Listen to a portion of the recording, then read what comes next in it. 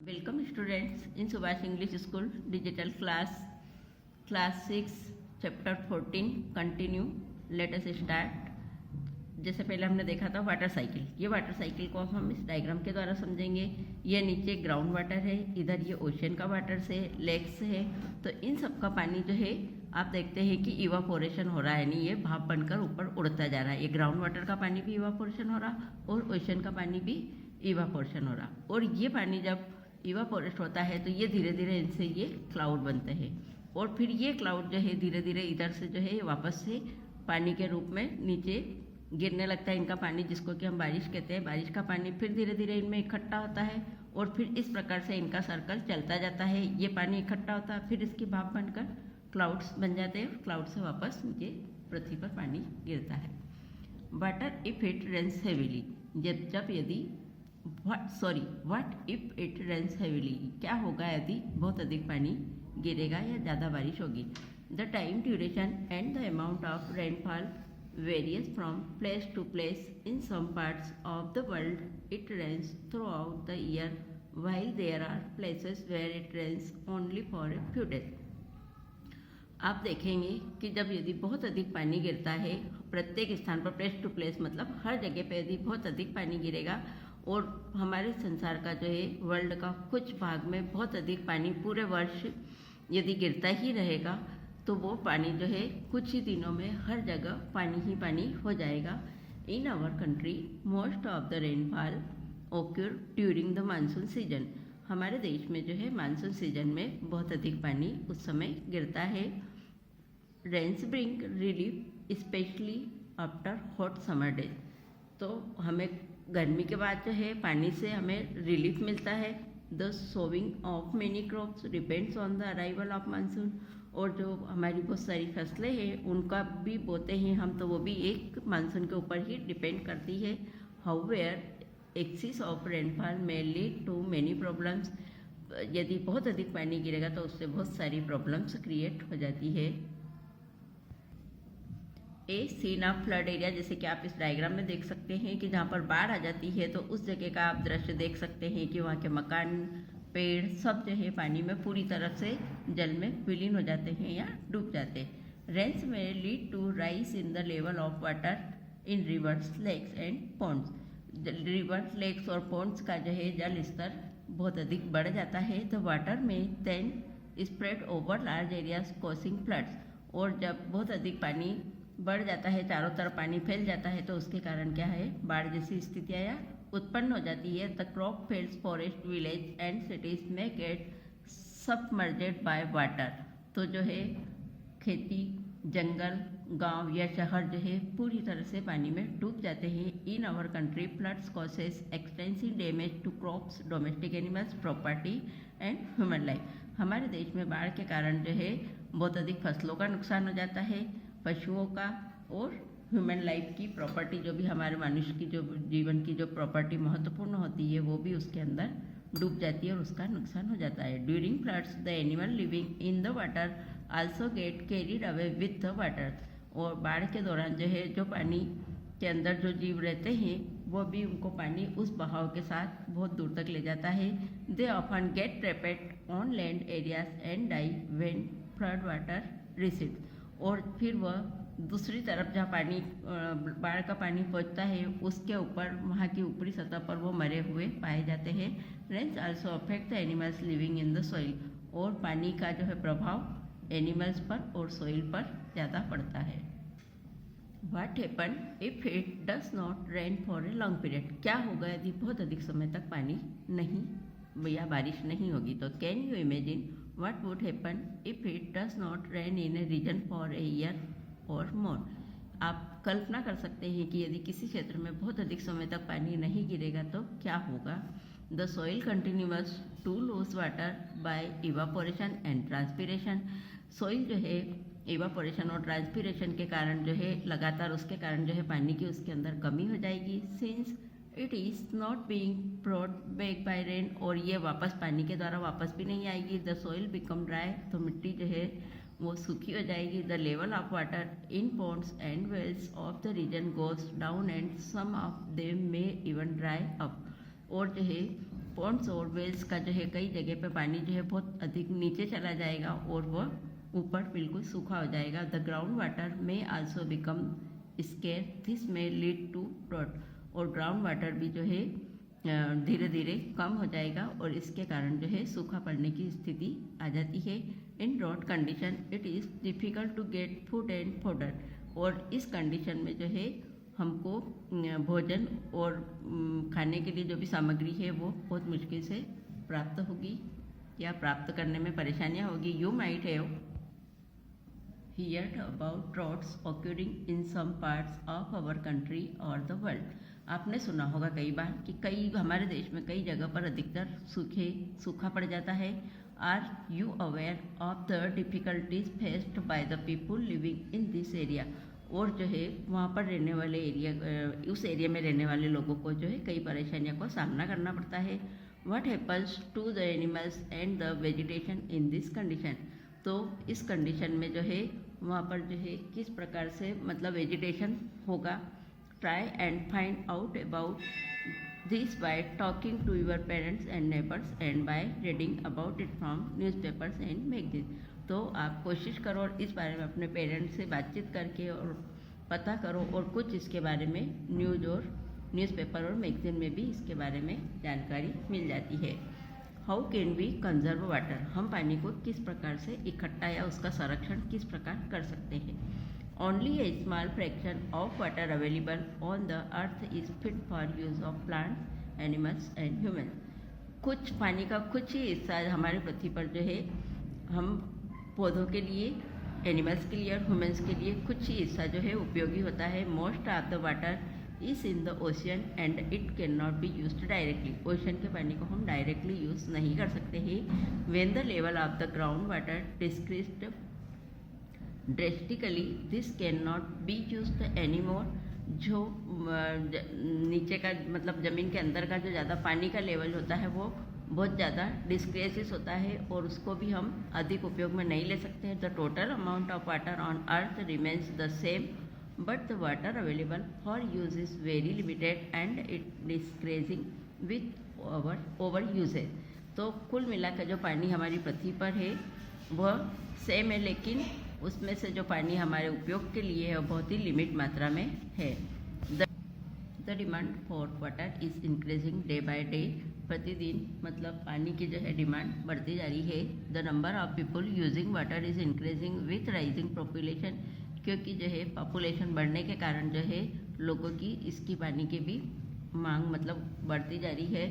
In many cities long queues for collection of water are a common sight, also more and more water is being used for producing food and by the industries. तो बहुत सारे शहरों में जो है पानी के लिए बहुत सारी लंबी लाइनों में लगना पड़ता है, जैसा कि आप देख सकते हैं इस डायग्राम में कि पानी के लिए ऐसे लाइन से हमको नंबर लगाना पड़ता है जब कहीं जाकर पानी मिल पाता है।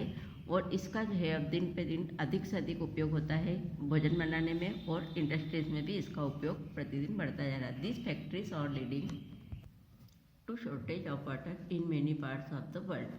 कुछ ऐसे कारक है जिसके कारण कि हमारे संसार में पानी की बहुत अधिक कमी हो गई, कुछ हिस्सों में बहुत अधिक कमी है। Hence it is very important that water is used carefully, इसलिए पानी का हमें बहुत सावधानी से उपयोग करना चाहिए। We should take care not to waste water, और हमें पानी का वेस्टेज मतलब उसका उपयोग पानी का वेस्ट नहीं करना चाहिए और उसकी हमको सावधानी से उसका उपयोग करना चाहिए। रेन वाटर हार्वेस्टिंग, वर्षा का जल को हम किस प्रकार से संचयन कर सकते हैं। One way of increasing the availability of water is to collect rain water and store it for later use. हम जो है पानी की बढ़ती हुई मांग को देखते हुए इस पानी को इकट्ठा करने के लिए जो है इसको हम रेन वाटर हार्वेस्टिंग के द्वारा मतलब इकट्ठा कर सकते हैं और उसको बाद में उपयोग में ले सकते हैं। Collecting rain water in this way is called rain water harvesting, और इस पानी को जब हम इकट्ठा करते हैं तो उसको रेन वाटर हार्वेस्टिंग कहते हैं। The basic idea behind rain water harvesting is catch water where it falls, मतलब इसका जो मुख्य आता है वो गिरते हुए पानी को मतलब कैच करके या उनको फिर वापस वेयर इट फॉल्स और उसको वहाँ पर भरना, मतलब जितना भी पानी है उस सबको इकट्ठा करके रखना। What happens to the rain water that falls in place that are mostly covered with concrete roads and building. जब बरसात का पानी अधिकतर ऐसे स्थानों पर जहाँ रोड कॉन्क्रीट वाली रोड हो और बिल्डिंग्स हो, तो वहाँ पर उस पानी के गिरने से फिर उसको इकट्ठा करते हैं। It flows into the drains isn't it, और फिर यह उस ड्रेन्स के द्वारा बहता है। From there where go to rivers और lakes which could be far away. तो वो पानी जब अगर कुएं में और नदियों में जाएगा तो वहाँ से दूर रहता है, तो इसलिए वहाँ तक वो पहुँच नहीं सकता है। A lot of effort will then be required to get this water back into our homes as the water did not seep into the ground। तो इस पानी को जो है, बहुत अधिक पानी को जो है जब मांग हो जाती है, इकट्ठा हो जाता है, तो वो जो है हमारे घरों के अंदर ही हम जब वो बना देते हैं तो उसमें से ही ज़मीन के अंदर वापस नहीं जाता है। तो discuss here are 2 techniques of rain water harvesting. तो हम यहाँ पर 2 जो रेन वाटर हार्वेस्टिंग की टेक्निक है उस पर डिस्कस करेंगे। Roof top rain water harvesting. In this system the rain water is collected from the roof top to a storage tank through pipes. तो जो हमारे छतों का पानी जो गिरता है उसके लिए हम क्या करते हैं कि रूफ टॉप जो छतों के पानी को एक टैंक में इकट्ठा कर लेते हैं पाइप के द्वारा। This water may contain soil from the roof and need filtering before it is use. तो ये जो पानी है जो है इसके अंदर जो है कुछ ये अशुद्ध होता है हमारे छतों का पानी, तो इसको हमको छान कर यूज़ करते हैं। Instead of collecting rain water in the tank, और इस पानी को जो है हम एक टैंक के अंदर इकट्ठा करते हैं। The pipes can go directly into a pit in the ground. और इसके जो पाइप होते हैं डायरेक्टली मतलब ज़मीन के अंदर एक गड्ढा खोद कर उसके अंदर इन पाइप को रख दिया जाता है। This then seeps into the soil to recharge और रिफिल द ग्राउंड वाटर। और फिर ये पानी जो है उसमें से छनकर और ज़मीन के अंदर जाता है और फिर ये सोइल के अंदर चला जाता है। Another option is to allow water to go into the ground directly from the road side drains that collect water. और दूसरी तरफ इसका एक ऑप्शन ये भी है कि जो रोड साइड का पानी है वो भी ड्रेन्स होकर जो है ग्राउंड के अंदर उसको कलेक्ट कर लिया जाए। अब हम इस चैप्टर की वर्कशीट पढ़ेंगे। क्लाउड्स बादल, कंडेंसेशन संघनन, ड्रॉट सूखा पड़ना, इवापोरेशन भाप, हेल ओले, ओशियन महासागर, वाटर वेपर जलवाष्प, फ्लड बाढ़, रिप्लेनिश पुनः पूर्ति करना, डिसअपेयर गायब होना, वोरिज चिंताजनक, सीपेज टपकना। Exercise question 1, fill in the blanks. रिक्त स्थानों की पूर्ति कीजिए। A, the process of changing of water into its vapour is called evaporation. पानी से भाप पड़ने की प्रक्रिया को हम वाष्पन की प्रक्रिया कहते हैं। B, the process of changing water vapour into water is called condensation. पानी की भाप पड़ना और फिर भाप से पानी बनने की प्रक्रिया कंडेंसेशन या संघनन कहलाती है। C, no rainfall for a year or more may lead to drought in that region. किसी एक एरिया में यदि बहुत समय तक पानी, कई सालों तक यदि बारिश नहीं होगी तो वह क्षेत्र जो है सूखा कहलाता है। डी, एक्सेसिव रेन्स में कॉज फ्लड। बहुत अधिक बारिश होने के कारण बाढ़ की स्थिति हो जाती है। Question 2, state for each of the following whether it is due to evaporation और कंडेंसेशन। नीचे दिए हुए कथनों में हमको बताना है कि वो वहाँ पर वाष्पन की प्रक्रिया है या संघनन की। A, water drops appear on the outer surface of a glass containing cold water. एक पानी के ग्लास के बाहर जब ठंडे पानी की बूंदें दिखाई देती है तो वो कौन सी प्रोसेस कहलाती है? कंडेंसेशन की। B, steam rising from wet clothes while they are iron. जब गीले कपड़ों से जो है भाप बनकर पानी उड़ता है या फिर उनके ऊपर जब प्रेस करते हैं तो वो जो पानी उड़ने की प्रोसेस है वो क्या कहलाती है? इवापोरेशन या वाष्पन। C, fog appearing on a cold winter morning. ठंड के दिनों में जब सुबह के समय हमें कोहरा दिखाई देता है तो वो कंडेंसेशन यानी संघनन है। D, black board dries off after wiping it. जब ब्लैक बोर्ड को सूखता है विपिंग के बाद तो वह भी condensation. E, steam rising from a hot griddle when water is sprinkler on it. जब भाप ऊपर गर्म चीज़ों से जब भाप ऊपर उड़ती है और वह स्प्रिंकल हो जाती है तो वह भी evaporation. Question 3, which of the following statement are true. इसमें से कौन सा कथन सत्य है? A, water vapour is present in air only during the monsoon. पानी के अंदर जो है मानसून के पानी के दौरान ही केवल वाटर वेपर होती है, मौजूद होती है एयर के अंदर, तो false. B, water evaporates into air from oceans, river and lakes but not from the soil.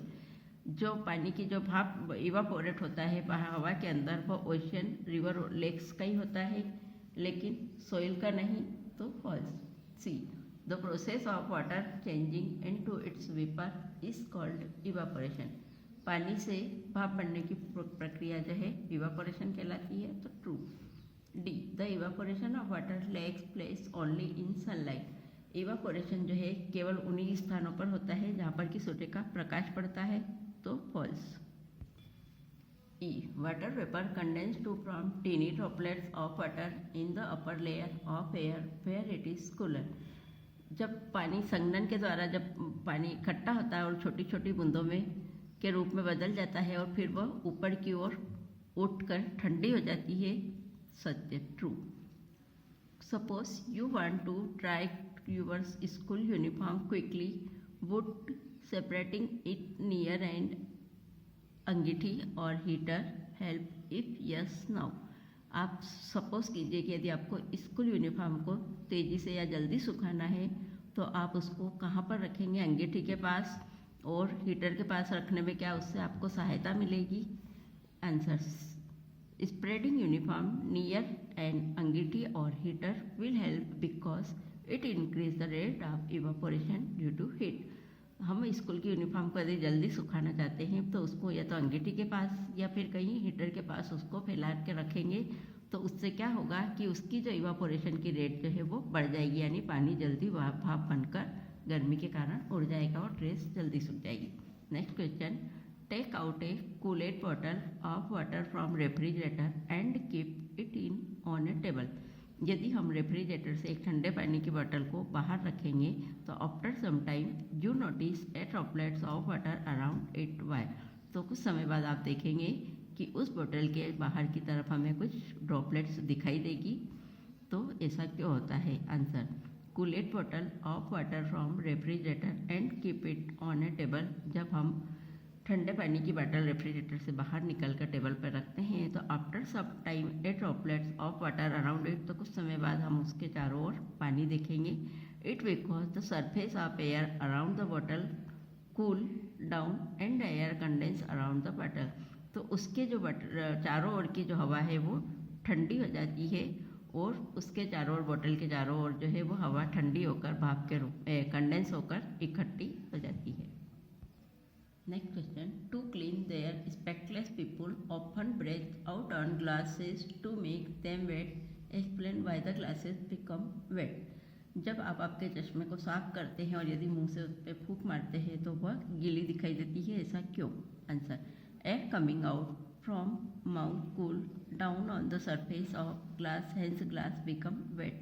जब हम हमारे चश्मे को साफ करते हैं और उस पर यदि फूंक मारते हैं तो हमारे मुंह से जो है हवा बाहर, ठंडी हवा बाहर निकलती है और वो जो है ग्लास के ऊपर जम जाती है और ठंडी, उससे ग्लास जो है गीले हो जाते हैं। How are cloud from? बादल किस प्रकार बनते हैं? Answer, the process of condensation plays an important role in bringing water back to the surface of the earth. It gets cooler when the air moves up. तो condensation की process का जो है हम पानी को पृथ्वी पर लाने में बहुत महत्वपूर्ण भूमिका है। ये क्या करती है? It gets cooler when the air, वह ठंडी हवा में मिलकर ठंडी हो जाती है और एयर मूव्स अप, और जब वह हवा ऊपर उठती है तो it gets cooler and cooler, और जैसे जैसे वो ऊपर उठती जाती है तो ठंडी ठंडी होती जाती है। It's sufficient height the air becomes so cool, और एक पर्याप्त ऊंचाई पर जाने के बाद जो है वह बहुत अधिक ठंडी हो जाती है। There the water vapour present in it, और उसके अंदर जब ज़्यादा ऊंचाई पर चल जाते हैं तो उस पानी के अंदर जो है वाटर वेपर होता है या वाष्प होती है। तो in it condense to from tiny drop of water called droplets, और फिर वह जो है कंडेंस होकर छोटी छोटी पानी की बूंदों में बदल जाती है और उसको हम ड्रॉपलेट्स कहते हैं। It is this tiny droplets that remain floating in the air and appear to us like cloud. और फिर यह जब छोटी छोटी ड्रॉपलेट्स होती है वह हवा में बहती हुई या तैरती हुई हमें दिखाई देती है, तो उसको हम बादल कहते हैं। Next question, when does a drought occur? सूखा कब पड़ता है, किस स्थिति में मतलब सूखा पड़ता है? If it is does not rain for 2 or more years, water is lost from the soil due to evaporation and transpiration. जब 2 या 3 सालों तक लगातार यदि पानी नहीं आता है तो जो है ज़मीन का जो पानी है भाप बनकर और ट्रांसपिरेशन के द्वारा जो है पूरी तरह से ऊपर चला जाता है, उड़ जाता है। तो this dries the soil and the water in the ponds and lakes are dried up leading to drought condition.